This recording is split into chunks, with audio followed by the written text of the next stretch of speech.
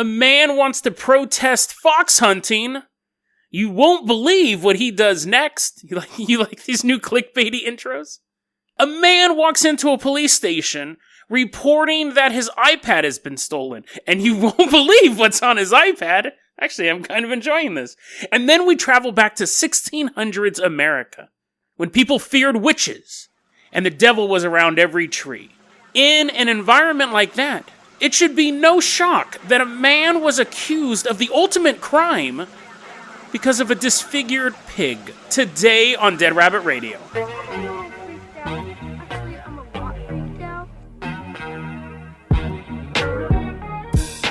Hey everyone, welcome back to another episode of Dead Rabbit Radio. I'm your host, Jason Carpenter. I'm having a great day. I hope you guys are having a great day too. We got a lot of stuff to cover. Let's see if we can get all three stories in. Let's go ahead and jump right into this. Let's go ahead and hop on over to jolly old England, UK, the United Kingdom. There we're going to meet a dude named Mark McGowan. Okay, so basically this segment is more just a list. Now, my British listeners, they're already like, oh, not this guy, not Mark McGowan. So, Mark McGowan, a.k.a. Chunky Mark, he goes by that name. That's not something that bullies called him in high school, or elementary school, or today. He goes by Chunky Mark. He also now goes by, like, taxi cab artist, because now he drives a taxi cab around UK. He shoots YouTube videos, all this stuff. None of that stuff's really important. What I found out about this guy was this list. He's a performance artist, which is basically I'm an artist, but I can't do anything, so I just come up with wacky things to do. Now, I've seen tons of performance art in my time. I've seen just dismal things, and I've seen stuff that I didn't even think the human body was possible to do. I'm not going to go into detail what that is, but let's look at what Chunky Mark has done. So first off, this came out of my new news folder. I have a folder of a bunch of articles from 2004 for a podcast I did back then that I never covered, and I still go through from time to time. In 2004, he had this big, groundbreaking performance artist thing because there was a bunch of protests about fox hunting. People wanted it. He says 1 million people were protesting for fox hunting. 1 million people were protesting against fox hunting. But I live in a housing estate, there's a bunch of crack addicts, and nobody protests or marches for them. So, to bring attention to the plight of the crack addicts that he lives next to, he ate a fox. He eats a fox, right? And a dead fox. He's not chasing it down the street, ripping its guts out. So he eats this fox, and he said it's delicious, but he almost threw up a couple times. People are like, what? How many meals are delicious that yet also make you want to throw up? And he goes, no. I was totally fine eating the fox, but I was surrounded by people who kept going, ugh. I don't know. I've never desired to eat a fox, but I wouldn't be grossed out if someone else did. I wouldn't be grossed out if I saw someone else eat a cat either. I don't know what that... I mean, would you? I think I'm more grossed out when people eat, squid, or, someone tried eating a jellyfish, put a big straw in it and trying to suck it all up, get that sweet, sweet jelly out of there. That's more gross to me than someone eating a fox. I don't walk around a Japanese sushi restaurant going, ugh, ugh, and then I'll take 2 orders of that sushi, please. Ugh. So, he does that. Now, he also in this same article, before we get into the list of great stuff he did, he ate a swan. Which you figure swans are basically just beautiful chickens, right? It's the same thing. Well, apparently, in the United Kingdom, only the Queen is allowed to eat a swan. Now, I wasn't able to verify whether or not that's an actual law, but he ate a swan because if only the Queen can eat one, then I want to eat one too. And apparently there was a bunch of oi, oi, oi, cops standing around him as he's eating the swan, deciding whether or not to arrest him. I believe he did it. I just don't know if it's really against the law. So okay, you're like, wait a second. His name's Chunky Mark. Both things you've told me about, he just eats stuff. You're just going to tell us about a bunch of eating challenges? No. Because that would be boring. This guy's done some crazy stuff. Let's look at this stuff. In 2002, he had a thing called Beat the Queen 2002. In case you forgot what year it was, you just go to his exhibit. He dressed up as the Queen of England and asked people to punch him in the face. Which people complied, people beat him up. That is this guy's level of performance art. You're thinking, I could do that. You could dress up as a woman and ask people to punch you in the face. But, so that's not super imaginative, right? Let's rate it on the scale of eating a swan. It's not as cool as eating a swan. In 2002, he had a thing called roll over. He wanted to bring attention to the plight of road cleaners during Christmas time. That's a very specific protest to do. What? Look at that guy driving down the road in that road cleaner. No one said thanks to him today. I'm going to do this. He put on cleaning gloves, and then he rolled down the street singing, "We wish you a Merry Christmas, we wish you a Merry Christmas." So he's rolling down the street for 4 miles. So basically, okay, I'm going to start giving him credit for at least, that's above a swan eating, but that's also like you're driving to work, you're like, "Wonk, wonk, wonk. We wish you a Merry Christmas." And I love that to show solidarity with the cleaners, he just wears gloves, the universal sign of being a cleaner. So anyways, he does that. Now, you're like, how can you top that? We're not even getting started. Or you're thinking, Jason, this is super boring. I'm going to fast forward through this segment. Hey, either or. In 2003, it was kind of the same thing. He did a thing called Monkey Nuts. Monkey Nuts 2003. It's not what you think. He's not putting a bib on and being like, I know what I'm going to eat today. No, what he does is a monkey nut is apparently a real nut. And he wanted to protest against student loans. He's like, banks should not loan money to students. People should be able to afford their own education. It was about like student loan debt and all that stuff. He wasn't protesting student loans as a theory. He put a monkey nut on the ground, and from Goldsmith University to 10 Downing Street, which is 5 miles, he rolled the nut down the street just using his nose. Now, of course, I'm thinking, did he bring a sleeping bag? No, what happened was, he would only go so far, and then he would mark the area, and go home, and watch the telly, and eat some bangers and mash. And the next day he'd come out, he'd put it back there, and he'd keep rolling it. You're thinking that's kind of a cheat. Well, he has to be able to eat, consume calories to use the bathroom. That actually comes up later, but he's doing this. It takes him 12 days. He goes 3/4 of a mile each day. Which he was rolling way faster than that, but I guess it's easier to roll your whole body than just rolling it. By the time he gets to 10 Downing Street, it's been such a spectacle. The police are actually cheering for him. Come on, you can do it! You can do it! Chunky Mark! Chunky Mark! A little teardrops come from his eyes. Oh, why did I pick that nickname? Chunky Mark! Chunky Mark! And they gave him tea when he got there. Proper British. In 2003, there was this Italian food critic who said English food was gross. Ugh. You've already protested, street cleaners. No one's saying thank you to them.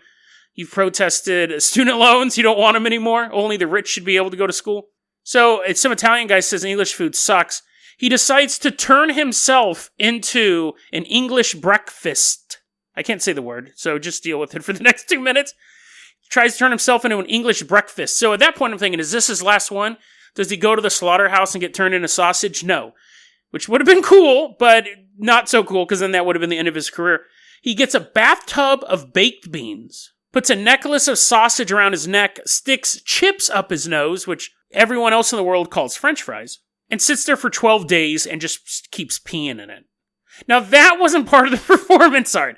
Part of the performance art wasn't, English food is so good, you can pee in it. It's so delicious you can eat it even when it's full of human urine. He just didn't think that far ahead, because for 12 days, he's sitting there and he would just pee. I believe when he had to go number 2, he got out of the baked beans, but there's no proof. And really, would you... Ugh. Now I'm making the wretched noises. We're not done. We're almost done, though. 2005. These, I think, were his 2 best ones. And this was pretty much the end of his career. Because everything I felt was a build-up to this. I know I ditched the Swan rating system. Everything was a build-up to these 2 ones. These ones are amazing. First off, 2005. On the Road to a Miracle. 2005 is the name of this art project. He knows this drug addict because, he lives next to a bunch of them. Eating a fox didn't relieve all of the addicts in his apartment building. But he was just trying to bring attention to him, but he does know one addict, and the addict, not an addict, he doesn't know a storage unit over a house. He's like, why won't anyone put stuff in this attic? And everyone's like, what? That's stupid. He's like, no, I mean, why won't anyone put this addict into recovery? And they're like, oh, okay, that makes sense. So, this drug user, as I'll call him, can't get into rehab. So, on the Road to a Miracle, what happened is the drug user lays on the ground, lays on the road, right? He's a lot of road stuff here. I guess this is good for publicity. If you're doing it out in the field, no one's going to know about it. This one gets done out in the field all the time, and nobody knows about it. Drug user is on the ground, and Chunky Mark walks up and kicks the drug addict. And then the drug addict gets up and walks a couple feet, and then gets back down on the ground. And Chunky Mark walks up, kicks the drug user, walks a couple steps, lays down. They do that for 7 miles. So it's monkey nuts, but instead of a monkey nut, it's a horribly addicted man who has nothing to live for other than getting kicked down the street. And they do it for 7 miles. It took him 10 days to go 7 miles because they only moved when he got kicked. And I'm assuming it's the same thing as the monkey nut. He ate some bangers and mash and watched the telly. The drug addict may have just been still laying there. He could have been like, "Hey, I'm going to mark this." And the guy's like, No. I'm good here. I'm just going to sleep. Also, you think about it. Was he doing drugs when he was getting kicked for 10 days? Wouldn't that be rehab? Like, if you're kicking a dude and he's like, no, not yet, I'm taking a hit of my meth pipe. He kicks him and he swallows the meth. He's like, ah. Yeah, going 10 days without doing drugs, isn't that kind of the beginning of rehab anyways? This one had a happy ending, though. Not that he swallowed a meth pipe and became super meth man. It's the fact that he did get into rehab.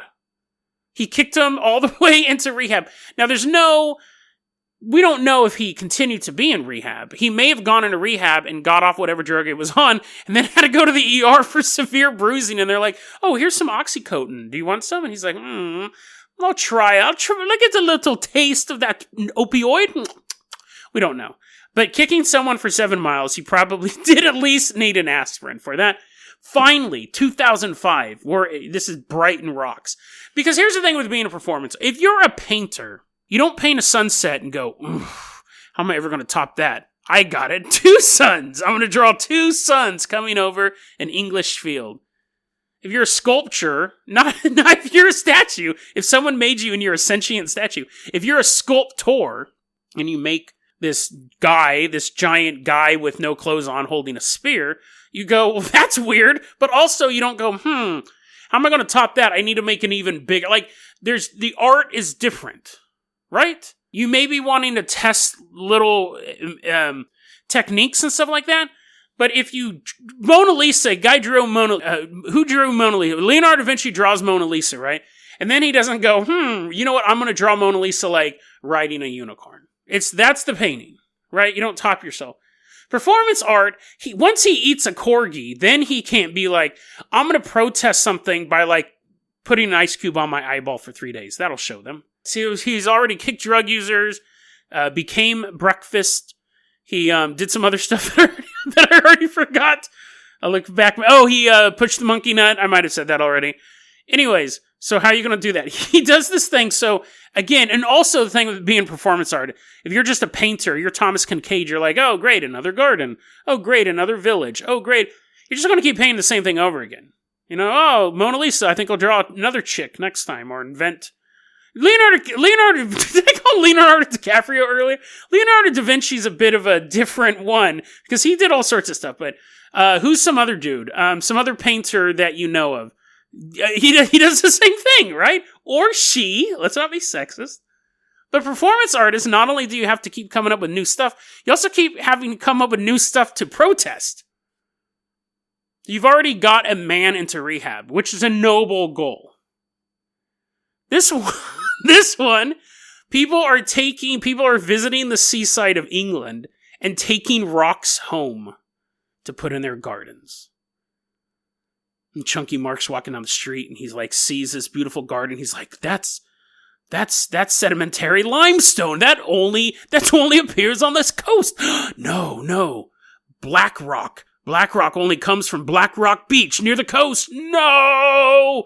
Camera pans up. He's in the middle of the city. There's just beautifully cultured gardens, or is it cultivated? Gardens everywhere. He's had enough. Should not be able to take rocks home from the beach. So that is this thing he's protesting. Now, okay, there's a lot of ways to protest. What I would have done is maybe taken all the rocks and built little statues, or flooded their gardens with water and put a sign up that says, "Welcome to the beach." I mean, both of those are vandalism.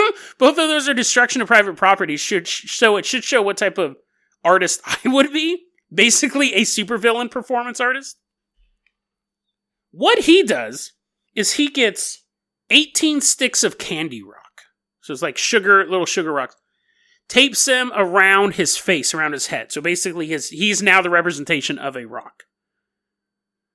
Then he takes 2... That's enough, right? Just walk down the street and go, don't take me from my house. You just walk up to people's gardens and go, my children, they should be at home on the beach with me. And just do that very loudly for 7 miles. No, he then takes 2 12-pound rocks and attaches them to each ankle. So 12-pound rock on one ankle, 12-pound rock on another ankle. His face is completely covered up in candy rock. He then has a plan. He wants to walk from where he's at now to the beach. It'll be a big protest how these rocks should be returned to the beach, right? But then he goes, no, I'm not going to walk. I'm going to cartwheel. I'm going to do a bunch of cartwheels for 60 miles from here to the beach. With 2 12-pound rocks attached to each leg. His vision completely obscured. I imagine the flies and the bees are attacking him every day. He wakes up covered in ants. He makes it only 4 days. 4 days of cartwheeling. Whoa. Whoa. Whoa. This one, it was one of the few ones he quit. Because his chiropractor told him that he was going to have horrible injuries because of it. So that is the story of Chunky. That is the 20-minute long segment that I did not expect to be that long of Chunky Mark. But that's it. There's no way to edit it. It's the way that it is. I'm sure it'll be like 5 minutes short, so maybe 15 minutes, but there you go. Let's save the iPad story for tomorrow. We definitely don't have time for that, so you spent too much time talking about Chunky Mark, but he's a weirdo, and I like weirdos, and I like profiling weirdos on a story. Let's go ahead and go to 1600s Connecticut. We're hopping on board the Carpenter copter. Chunky Mark is mid-cartwheel, and he's like, oh, my back. Oh, hey guys, don't leave me. I've given you so much joy for this segment. We're like, yeah, whatever. We're protesting helping performance artists right now. So we fly away. He's like, my back. As we're flying away, we see a bunch of rocks walking towards him. I don't know why they'd be menacingly walking towards them. They want their children back at home. But anyways, that's the end of that segment. We're flying. We're headed out to Connecticut. It's the 1640s. Now, back then, Connecticut, these are all still real new colonies. This was like the hip spot on planet Earth. This was the new club to open up. Everyone wanted to go there. Back then, it wasn't called Connecticut. It was called the New Haven Colony. So we're flying over New Haven Colony, and we are going to meet a man named George Spencer. This is a true story. We have all sorts of trial transcripts for all of this stuff. Which we have a lot of trial transcripts for all of the witch trials. But this one's a bit different than an actual witch trial. This one is something more... Let's just get into it. George Spencer is not a pleasant human being. So let's take a look at this guy, George Spencer. And I'm going to say almost all the information I got is based on an article called The Trial of George Spencer. It's written by Romeo Vitelli. So got to give credit where credit's due. Thank you so much for writing this article. George Spencer is a trouble in town for 2 reasons. One, he's an out-and-out atheist.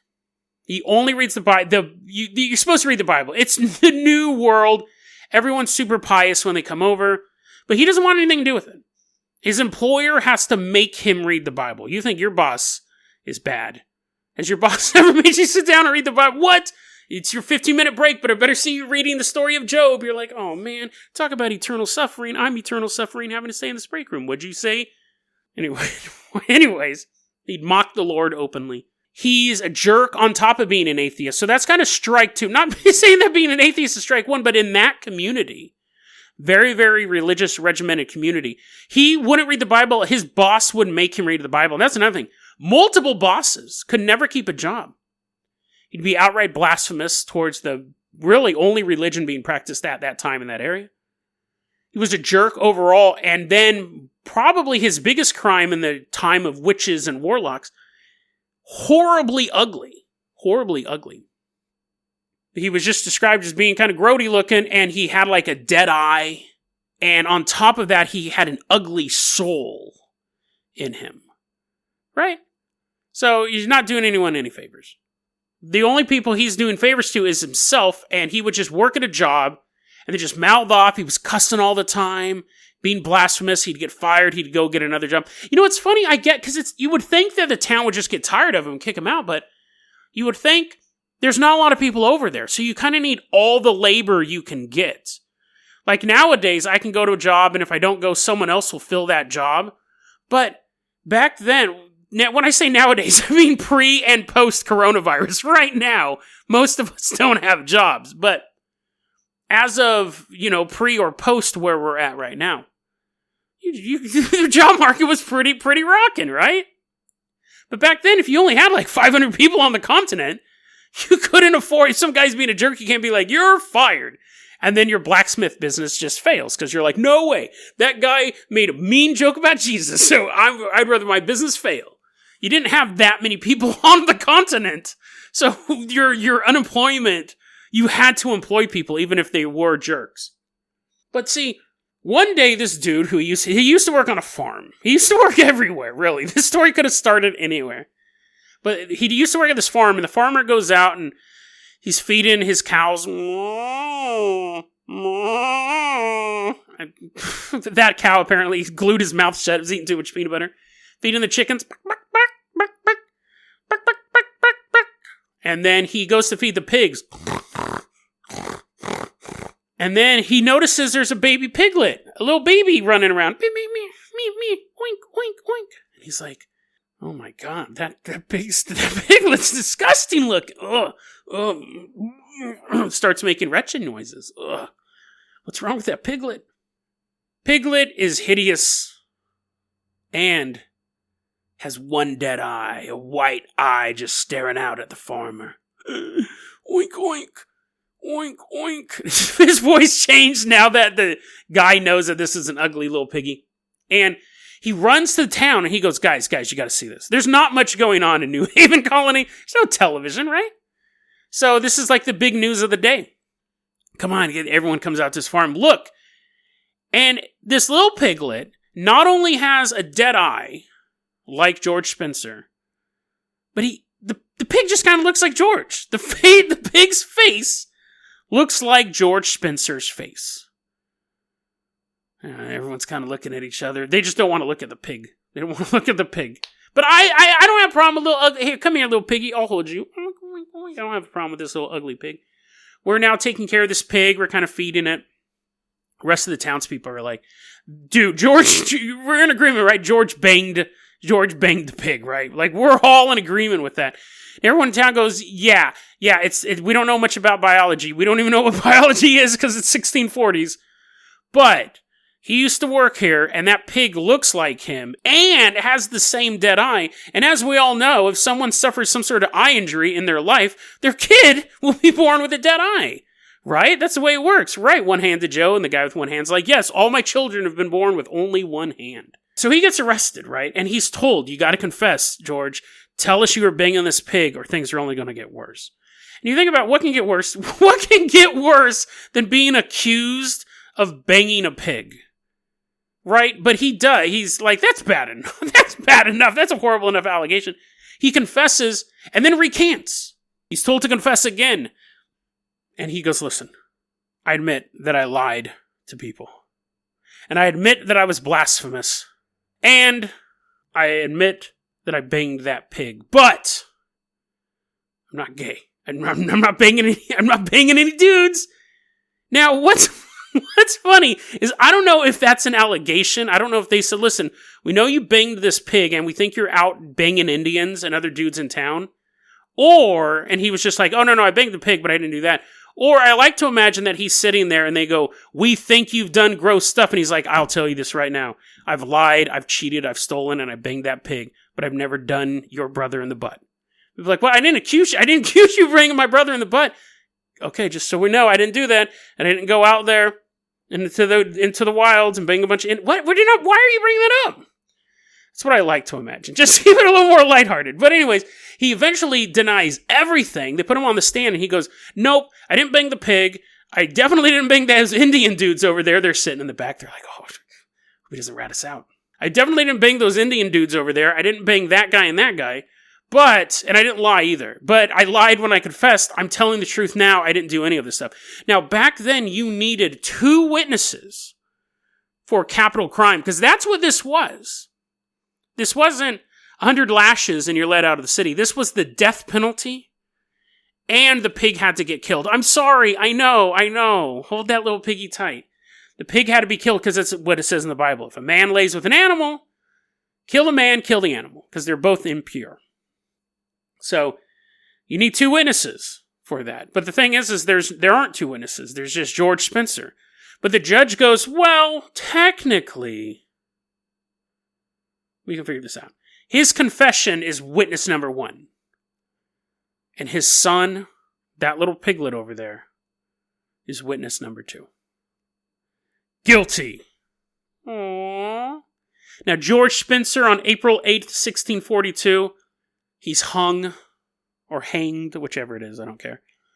And the piglet was saved by us, and nothing bad happened to the piglet. The end. It's now living in my apartment. That's why my apartment's so messy. I want you to meet my roommate, Earl the piglet. Nothing bad. Don't look up. Don't go to the show notes. Don't click on the link. Nothing bad happened to Earl.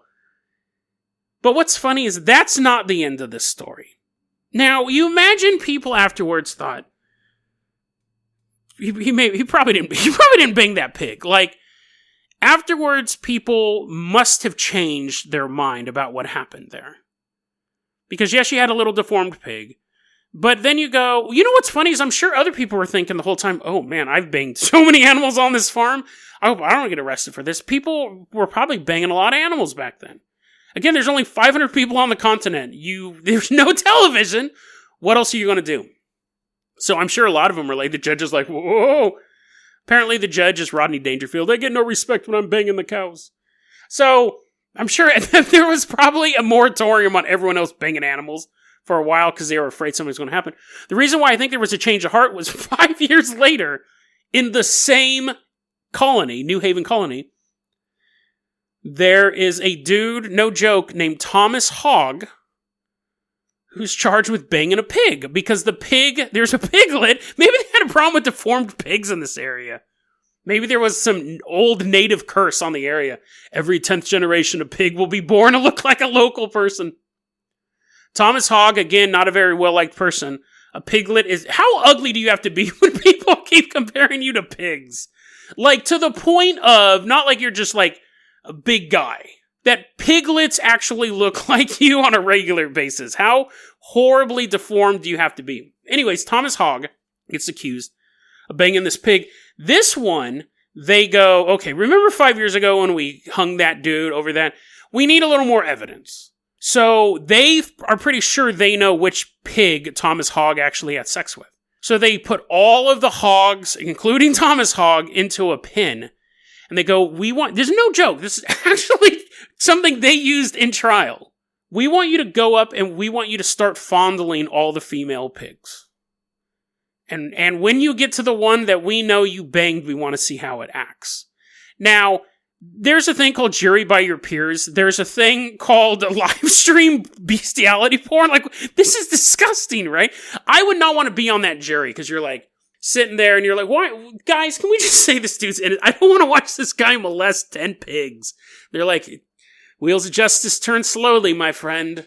Wheels of justice turn slowly as you're watching this guy, this deformed man walking around fondling pigs. When he gets to this is gross. So if you happen to be eating anything, this part's pretty gross, okay, guys? And I honestly can't work my mind around how this is even possible. I barely understand how human sexuality works. I have no understanding how pig sexuality works.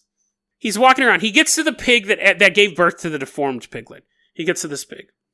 He starts molesting the pig. And then with the quote, workings of lust, whatever that means, the female pig, the effects were so extreme that, quote, she poured out seed before them. What does that mean? Like, I get if you're saying seed with, are they saying that the female pig just started coming everywhere? Is that really, is like a, is that what that means?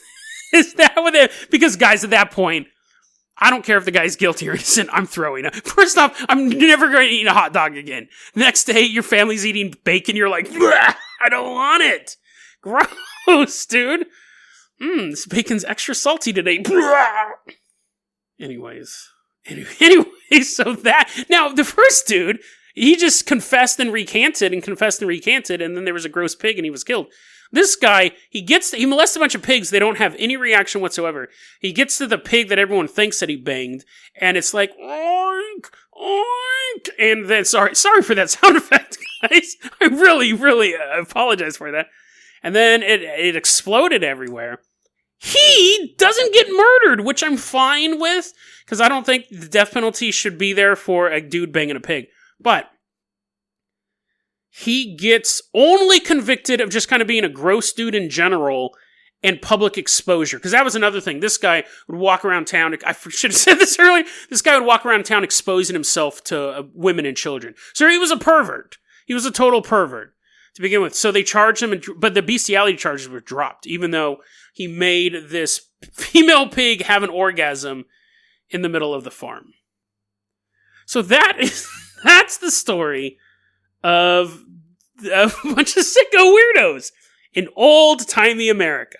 So that's it. That's the story of justice in the 1600s, in a time when witchcraft and warlocks and Satan and old